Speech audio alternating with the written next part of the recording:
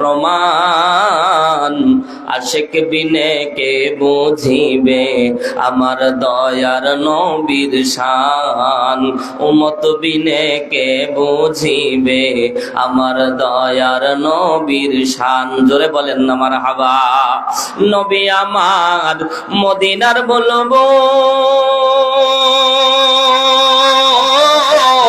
আমার আল্লাহ প্রেম করিয়া নামটি দিলেন হাবিবে রাসূল।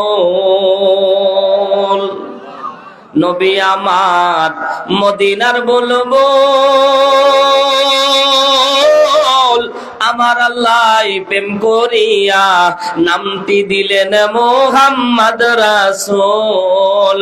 সেই নবীকে ভুল বুঝিলে, সেই নবীকে না মানিলে, সেই নবীকে না চিনিলে থাকবে না ঈমান। আশিক বিনে কে বুঝিবে আমার দয়ার নবীর শান, উম্মত বিনে কে বুঝিবে আমার দয়ার নবীর শান। রাহমাতাল লিল আলামিন নবী কোরআনে প্রমাণ।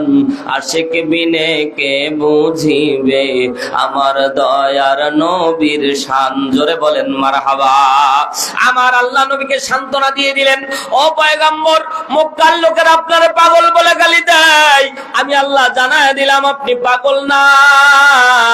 এই কথা যখন আল্লাহ তাআলা নাজিল করে দিল, এবার মক্কার কাফেররা নবীকে পাগল পাগল বলে গালি দেয়, কিন্তু নবী আমার মন খারাপ করে না, কারণ সান্ত্বনা দিয়েছেন কে? জোরে বলেন না কে? এবার একটু মহব্বতের সুরে উচ্চারণ করে বলেন না কে? আমার আল্লাহ সান্ত্বনা দিয়ে দিয়েছেন নবী, ওরা পাগল বলে আপনি রাগ করবেন না। যখন লম্বা সময় পর্যন্ত তারা আন্তা মাজনুন পাগল পাগল বলে গালি দেয়, কিন্তু নবী আর মন খারাপ করে না। আল্লাহু আকবার। যখন তারা পাগল বলে নবী মন খারাপ করে না। বিভিন্ন দিন অনেক লম্বা সময় পর্যন্ত তারা গালি দেয়, কিন্তু নবী মন খারাপ করে না। কারণ নবীকে যখনই তারা গালি দেয় তখনই নবী আয়াতের কথা স্মরণ করিয়ে দেয়, মা আনতা বিনিআমাতি রাব্বিকা বিমাজনুন। তোমরা আমারে পাগল বলতে পারো, আমার আল্লাহ বলে দিয়েছে আমি পাগল না। জোরে একবার বলেন না সুবহানাল্লাহ। এবার মক্কার কাফেররা চিন্তা করলো, আরে পাগল বলে গালি দেয় লোকটা, পাগল লোকটা মনও খারাপ করে না, কিছু করে না। এ বাজান, যদি কাউকে গালি দেওয়া হয় আর সে যদি মন খারাপ না করে, কিছুদিন গালি দিলে নিজেকেই খারাপ লাগে। কথা বলেন ঠিক কিনা?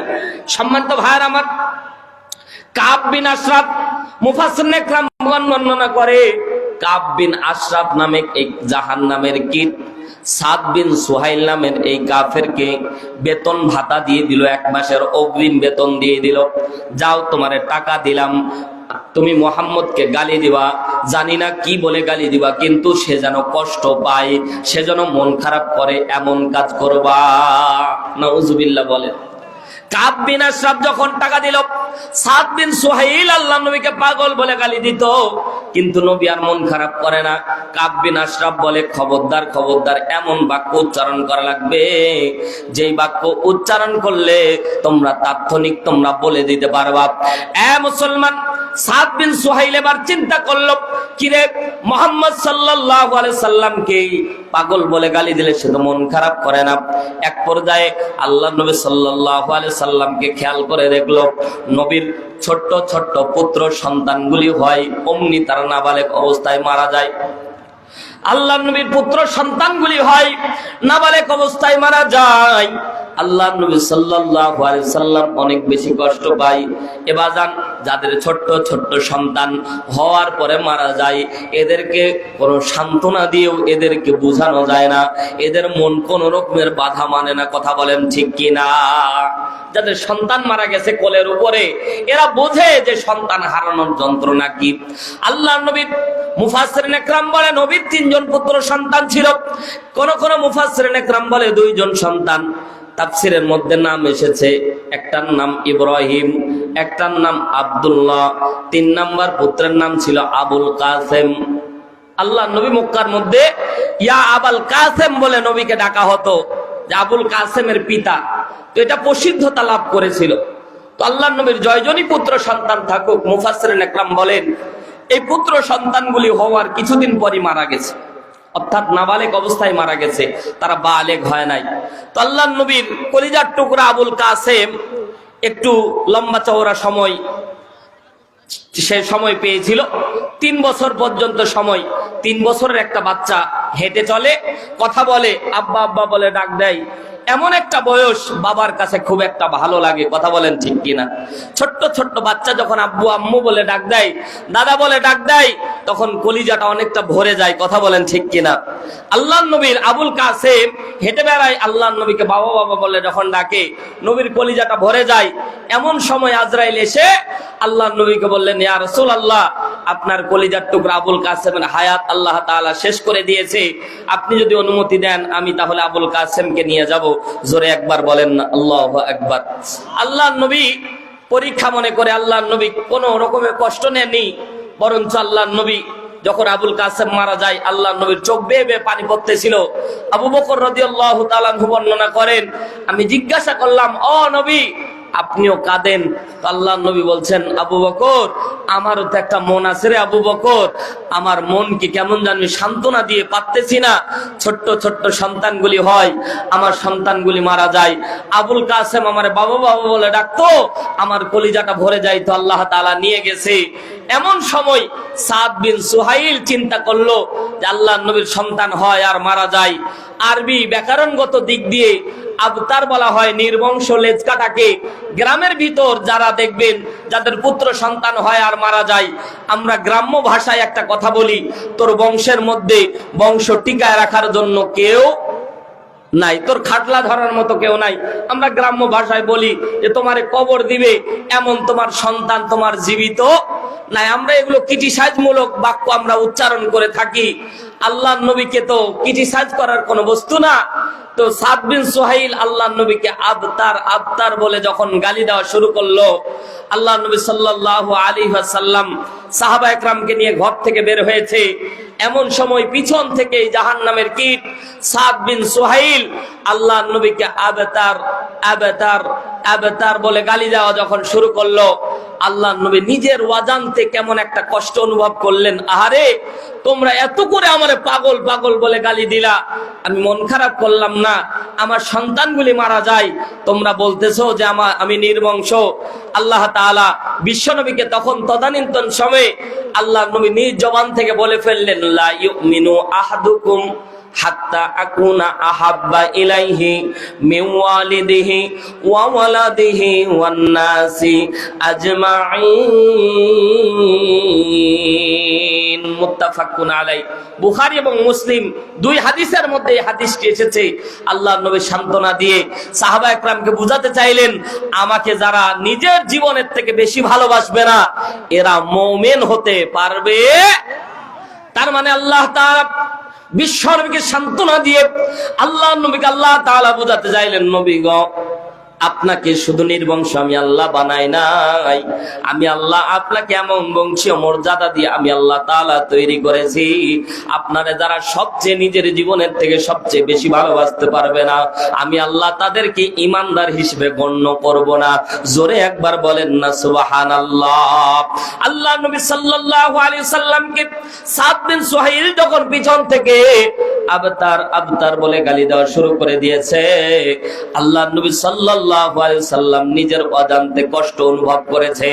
মুফাসসিরিন একরামগণ বর্ণনা করে, আল্লাহ নবী সাল্লাল্লাহু আলাইহি সাল্লামের চোখ বেয়ে পানির ফোঁটা পড়বে পড়বে ভাব তৈরি হয়েছে। মুসলমান ভাইরা রে আমার, আপনারা বুঝালে বুঝবেন, দেখবেন কান্না করার আগে চোখে দেখবেন পানি টলমল টলমল করে, ঠিক না? কান্না করার আগে খেয়াল করবেন, আপনি কান্না করবেন অমনি পানি পড়ে যাবে, ব্যাপারটা এমন না। আগে দেখবেন চোখের মধ্যে পানি টলমল করে। এর নবীর উম্মতের দল আল্লাহ নবী সাল্লাল্লাহু আলাইহি ওয়াসাল্লাম সাহাবা একরামগণ বর্ণনা করতেছে, নবীর চোখের মধ্যে পানি টলমল করতেছে, পানি পড়বে পড়বে ভাব যখন তৈরি হয়েছে, এমন সময় আল্লাহ নবী কান্না বাদ দিয়ে আল্লাহ নবী আবার হাসা শুরু করে দিয়েছে, মুচকি মুচকি হাসি নবী দিয়েছে। এমন সময় সময় সাহাবা একরাম প্রশ্ন করে দিলেন, নবী গো, আপনার চোখের মধ্যে পানি টলমল করতেছে, কান্না করবেন ভাব তৈরি হয়েছে, এমন সময়ে হাসির কারণটা কি? আল্লাহর নবীকে আল্লাহ তাআলা ওই সময়ে যখন নবীর কান্নার ভান চলে এসেছে, মনের মধ্যে কষ্ট অনুভব করেছে, আমার আল্লাহ আসমান থেকে সূরাতুল কাউসার আল্লাহর নবীর উপর নাজিল করে দিয়েছে। জোরে একবার বলেন না সুবহানাল্লাহ। আল্লাহ রাব্বুল আলামিন জিবরাইলকে বলছেন, এ জিবরাইল, আর দেরি করো না, যাও 600 ডানা একবার বাড়ি মারো, ন্যানো সেকেন্ডের ভিতর আমার হাবিবের কাছে তুমি চলে যাও। এ জিবরাইল, আমার হাবিবের যেন চোখের পানি না পড়ে, তার আগে তুমি সূরাতুল কাউসার আল্লাহর নবীর কানে কানে গিয়ে বলে দাও। আল্লাহর নবীকে যখন সূরাতুল কাউসার তেলাওয়াত করে নবীকে যখন শুনিয়ে দেওয়া হয়েছে, আল্লাহর নবী সাল্লাল্লাহু আলাইহি ওয়াসাল্লাম কান্না মাখা মুখে আল্লাহর নবীর মুচকি মুচকি হাসি দেওয়া শুরু করে দিয়েছে। জোরে একবার বলেন না সুবহানাল্লাহ। আল্লাহর নবী কাঁদবে কাঁদবে ভাব। এমন সময়ে জিবরাইল যখন তেলাওয়াত করে দিয়েছেন, ইন্না আতাইনাকাল কাউসার, আল্লাহর নবী মুচকি হেসে দিয়েছে। জোরে বলেন সুবহানাল্লাহ। মুফাসসির ইকরামগণ বর্ণনা করে, সাহাবীরা প্রশ্ন করলেন, ইয়া রাসূলুল্লাহ, আপনি কান্না মাখা মুখে হাসলেন, কারণটা কি? এই জায়গায় মুফাসসির ইকরাম দুইটা কারণ উল্লেখ করেছে। দুইটা কারণে আল্লাহর নবী মুচকি হেসেছিলেন। এক নাম্বার কারণ হলো, আল্লাহর নবীকে যখন আল্লাহ তাআলা মেরাজে নিয়ে গিয়েছিল, এই যে রজব মাস মেরাজের মাস, এই রজব মাসে আল্লাহ তাআলা আল্লাহর নবীকে সান্নিধ্যে নিয়ে গিয়েছিল। লম্বা ঘটনা সংক্ষিপ্ত আকারে করতেছি, কারণ সময় অত্যন্ত অল্প, এজন্য সংক্ষিপ্ত আকারে। প্রধান বক্তা আমাদের মাঝে চলে এসেছে ইনশাআল্লাহ। আমাদের প্রধান বক্তা খুব অল্প সময়ের ভিতরে, কারণ 4টার দিকে আসরের নামাজ হবে, নামাজ পরেই বক্তা স্টেজে চলে আসবে এজন্য এখনো যারা ঘুরে বেড়াচ্ছে আমরা চলে আসি। আল্লাহর নবী সাল্লাল্লাহু আলাইহি সাল্লামকে আল্লাহ যখন মেরাজের মধ্যে নিয়ে যায়, আল্লাহর নবীকে জান্নাতি 4টি নহর থেকে আল্লাহর নবীকে এক পেয়ালা করে 4 পেয়ালা আল্লাহর নবীকে পান করানো হয়েছিল। জোরে একবার বলেন সুবহানাল্লাহ। তার মাঝে নহর ছিল, একটা ছিল মধুর নহর। কিসের নহর? একটা হচ্ছে দুধের নহর, একটা হচ্ছে শরাবের নহর, আর একটা হচ্ছে পানির নহর। এই 4টা নহর থেকে আল্লাহর নবীকে যখন পান করানো হয়েছিল, বলেন তো দেখি কোনটা বেশি মিষ্টি? জোরে বলেন, আওয়াজ তুলে বলেন। মধু এমন একটা জিনিস বাজান, মধু যেমন ভালো জিনিস, মধু নেওয়ার আগে আমরা প্রথম বলি খাঁটি না ভেজাল আছে, ঠিক না? এই মধু এমন একটা জিনিস, মধু বিক্রেতা যখন আসে আর বলে অরিজিনাল, আর মধু বিক্রেতাও মধু বলার আগে বলে অরিজিনাল মধু, কারণ এর মাঝে যে এত ভেজাল। আমার এক বন্ধু চাক ভাঙতো, করে বললাম আমার 1 কেজি ভালো মধু দিও। আমাকে বলছে, ভালো মধু যদি দিতে হয় আমাকে 1000 টাকা দেওয়া লাগবে। আমাকে বলতেছে, আমি বলছি তুমি বন্ধু মানুষ, তুমি 500 টাকা নিও। বলতে 500 টাকা নিলে আমরা 2 নাম্বার মধু দিই। আমি ওকে বললাম যে আমি তোমার সাথে যাব, তুমি চাক পারবা, আমি বসে থাকবো, ওইভাবে দিও, 500 টাকাই নিও। বলছে তুমি আমার চালাকি তোমরা কি জানো? আমাকে বলতেছে। বললাম কি চালাকি করো? আমরা 1 কেজি বা হাফ কেজি বোতল আগে কোমরে বেঁধে উঠি, ধোয়া মারবো, আপনারা নিচে থাকলেও কোনো সমস্যা নাই। আমাকে বলতে তোমরা নিচে থাকলেও সমস্যা নাই, ধোয়া মারার আগে বোতল মারি, তারপরে চাক ভাঙি। অনেকে আমরা মনে করি যে গাছের নিচে বসে থাকলে মনে হয় খাঁটি মধু পাবো, কিন্তু না বাজান, ওইখানেও ওরা ভেজাল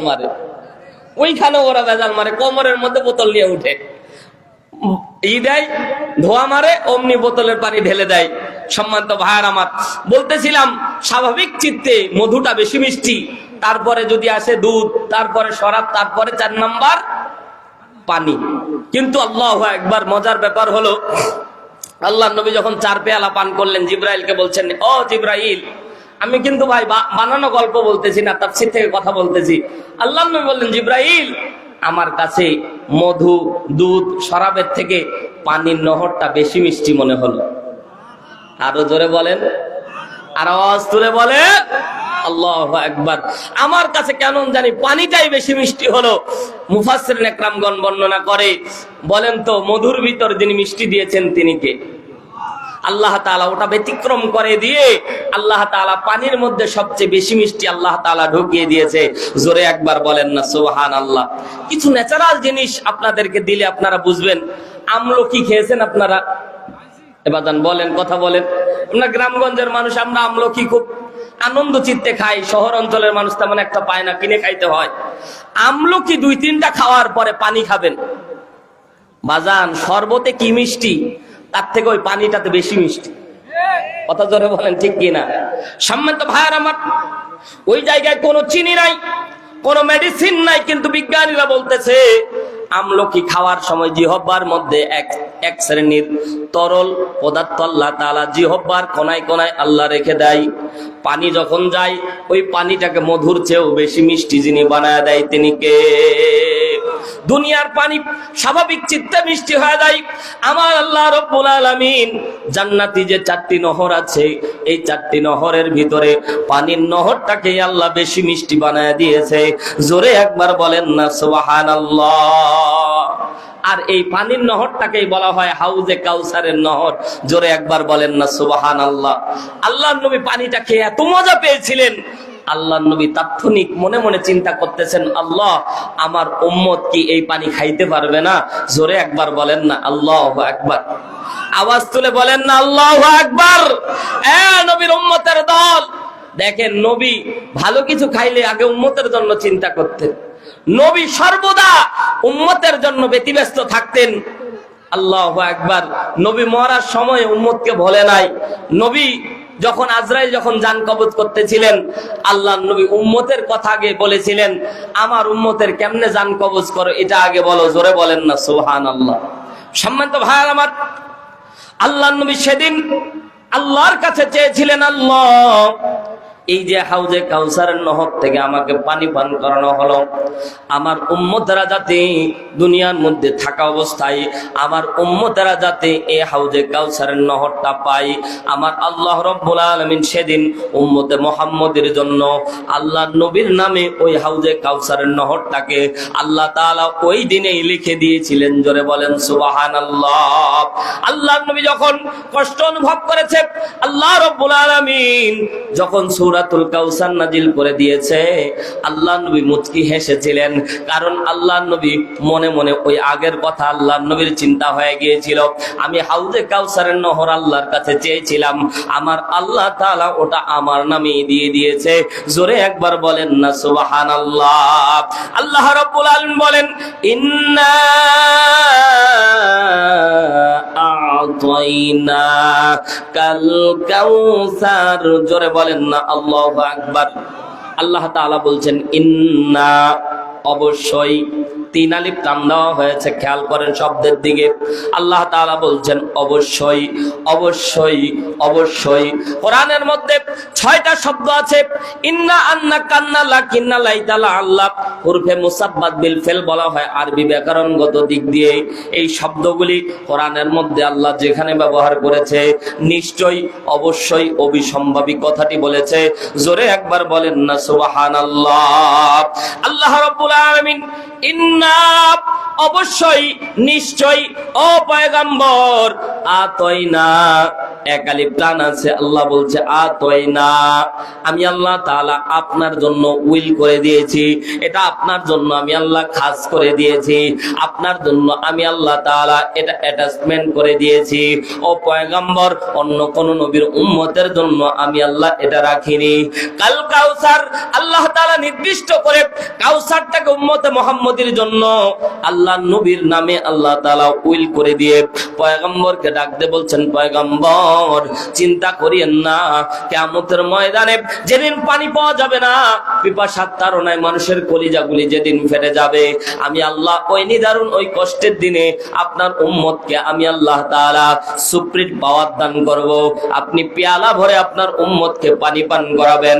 ও পয়গম্বর, আপনার যে সকল উম্মত পানি পাবে, যে সকল উম্মতকে আপনি পেয়ালা দিয়ে পানি দিতে পারবেন, ওই উম্মতেরা জান্নাতে যাওয়া পর্যন্ত আর কোন পিপাসা তাদেরকে গ্রাস করবে না। জোরে বলেন না সুবহানাল্লাহ। তাহলে ওই হাউজে কাউসারের পানি আপনি আমি চাই কি চাই না? জোরে বলেন চাই কি চাই না? আওয়াজ তুলে বলেন চাই কি চাই না? বলেনি না, অনেকে বলে না, চাই বলতে ব্রয়লার মুরগির মতো, মানে প্রতিবন্ধী হয়ে গেছে কথা। মনে হচ্ছে রমজান মাস, রজব মাস চলতেছে, মনে হচ্ছে রমজান মাস। 2 দিন ধরে রোজা ছিলেন, আজকে কথাই বের হচ্ছে না কার। জোরে বলেন চান কি চান না? সবাই আওয়াজ তুলে বলেন চান কি চান না?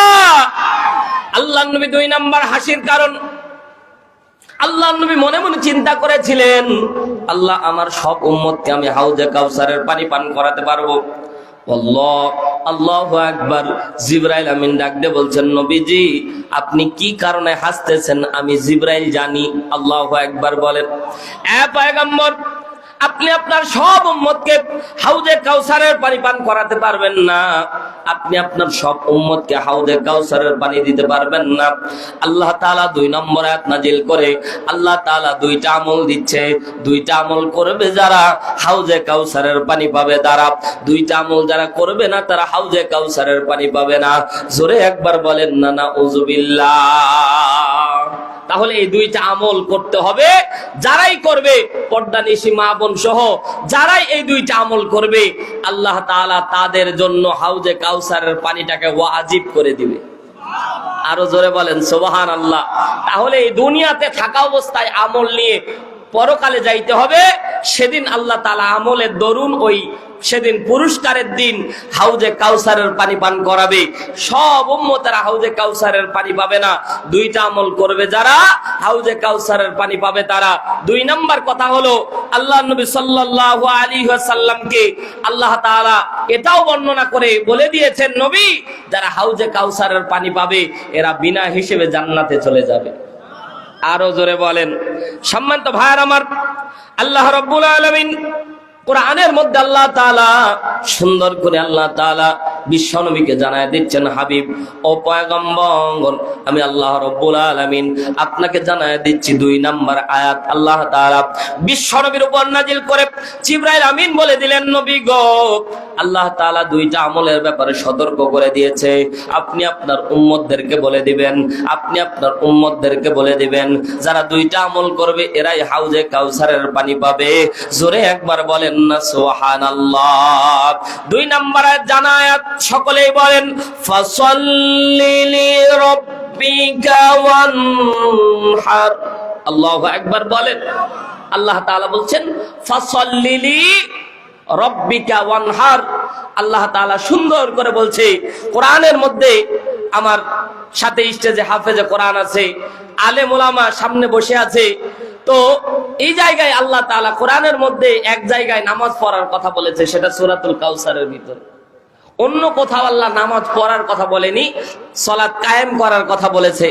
শুধু এক জায়গায় ফাসাল্লি, আল্লাহর জন্য নামাজ পড়ার কথা বলা হয়েছে। জোরে বলেন না আল্লাহু আকবার। 1 নম্বর আমল, আল্লাহর জন্য কি পড়া লাগবে? জোরে বলেন কি পড়া লাগবে? কার জন্য? কার জন্য? আল্লাহর জন্য। এখন অনেকে মনের মধ্যে নিতে পারেন যে আল্লাহর জন্যই তো নামাজ, অন্য কারোর জন্য আছে। হ্যাঁ, অন্য কারোর জন্য আছেই বলেই তো আল্লাহ নির্দিষ্ট করে দিয়েছে। কারণ অনেক আল্লাহর বান্দা আছে, দেখবেন যে কারো পায়ে যায় সিজদা মারে। কথা বলেন।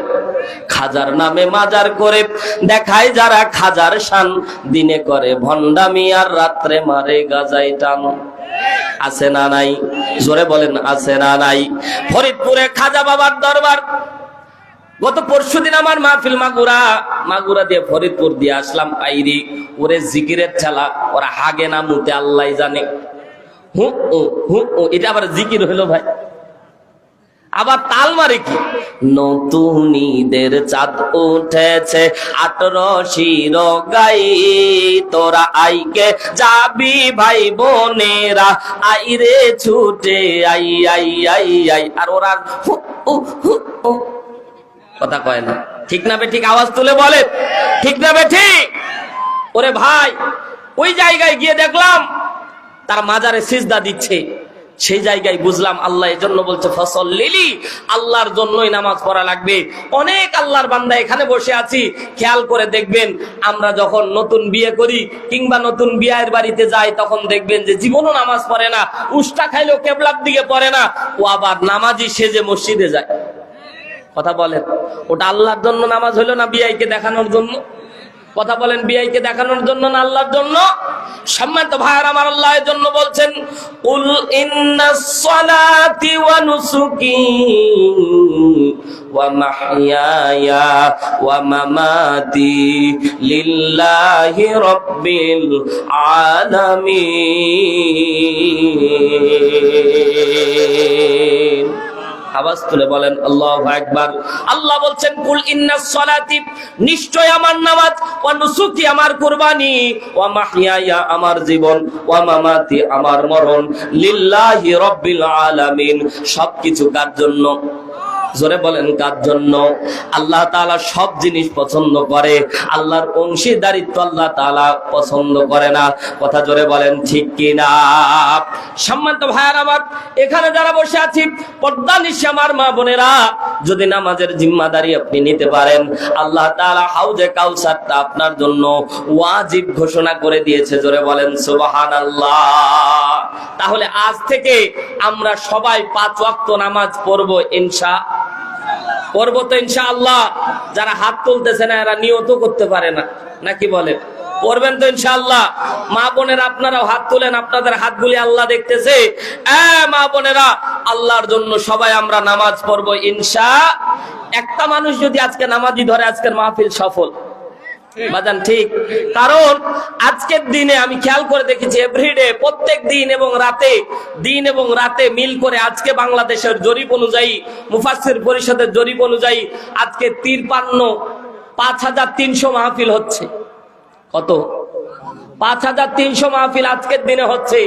একটা করে নামাজি হলে 5300 মুসল্লি হইতো। কথা বলেন। কিন্তু আমরা ওয়াজ শুনি, এক নিয়তে চলে যাই, আসরের নামাজও থাকে, মাগরিবও পড়ে থাকে, আমরা আমাদের মতোই চলি। এই রকম ওয়াজ মাহফিল শুধু 2 দিন ব্যাপী না, কিয়ামত ব্যাপী দিলেও লাভ হবে না। কথা জোরে বলেন ঠিক কি না?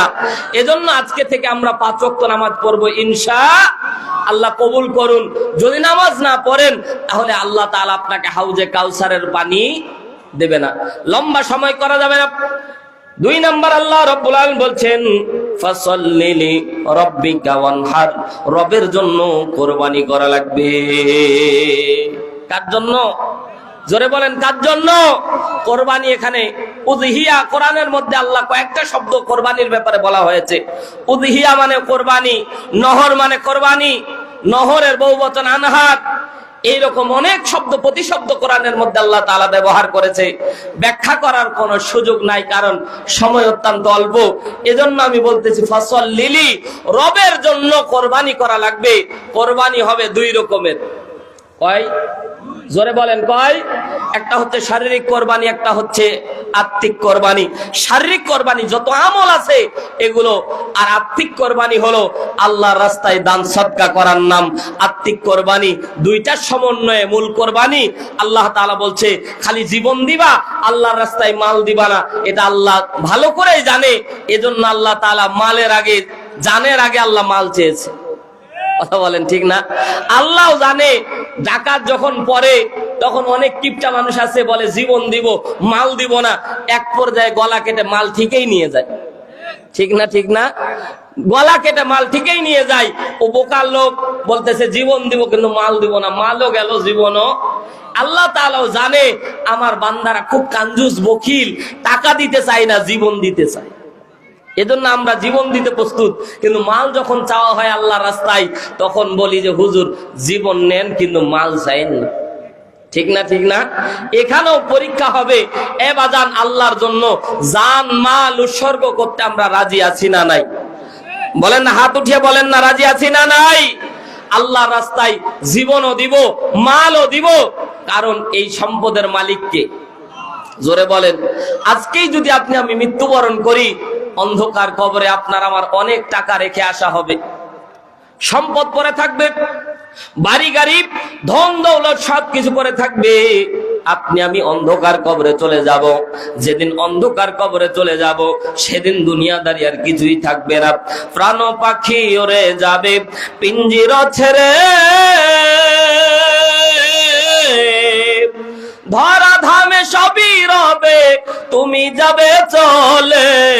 বন্ধু বান্ধব যত, মাতা পিতা তারা শত, সকলে হবে তোমার পরে। মন আমার কেন বান্ধ দালান ঘর? কথা জোরে বলেন ঠিক কিনা? আজকেই যদি বাবা মারা যায় কিংবা মা মারা যায়, বাবা মা মারা গেছে এমন কে কে আছেন একটু হাত তুলেন তো দেখি। বাবা মা মারা গেছে, এ বাজান আল্লাহু আকবার, 90% মানুষ এখানে বসে আছি, বাবা নাই মা নাই। এ বাজান বাবা যেদিন মারা যায়, মা যেদিন মারা যায়, ওই যে অন্ধকার কবরে বাবা মারে রেখে এসেছেন, আজও পর্যন্ত ইচ্ছা করলেও খোঁজ খবর নেওয়া যায় না। বাবার পাশে গিয়ে কত সন্তানকে দেখেছি আহাজারি করে, বাবার কবরের পাশে গিয়ে কত সন্তানকে দেখেছি কান্নাকাটি করে, আব্বা আব্বা বলে ডাক দেয়, কিন্তু কবর থেকে বাবা কোনোদিন সাড়া দেয় না, দিবেও না, ঠিক না? আপনি আমি চলে যাব, দুনিয়ার মধ্যে সম্পদ পড়ে থাকবে। এবার যান, এই দুনিয়ার সম্পদ শুধুমাত্র সম্পদ, আল্লাহর জন্য পরীক্ষা। এজন্য যতটুকু পারবেন আল্লাহর জন্য বিশেষ করে কোরবানি দান করবেন, বিশেষ করে সম্পদগুলি বেশি বেশি দান করে দিবেন। এগুলোই আপনার পরকালে আল্লাহ তাআলা নাজাতের জরিয়া হিসেবে কবুল করে নিবে। জোরে একবার বলেন না সুবহানাল্লাহ। আজকে আলোর দিশারি যুব সমাজ ফুলপুর পশ্চিম পাড়া জামে মসজিদের উন্নয়ন কল্পে তাফসীরুল কোরআন মাহফিল দিয়েছে। এই টাকার উদ্বৃত্ত অংশ মসজিদের মধ্যে দিয়ে দেওয়া হয়, মসজিদ উন্নয়নের জন্য কাজ করা হয়। এবার বাবা মারা গেছে, মা মারা গেছে, যাদের বাবার জন্য মায়ের জন্য একটু নিয়ত করে আজকে মসজিদের জন্য আমরা সর্বোচ্চ লেভেলের একটু দান করার চেষ্টা করব ইনশাআল্লাহ। লম্বা করার সুযোগ নাই বাজান, কথা অনেক আছে। সহিহ বুখারী 450 নম্বর হাদিস, যদি পারেন একটু নোট করবেন আমার আয়াত হাদিসগুলি। 450 নম্বর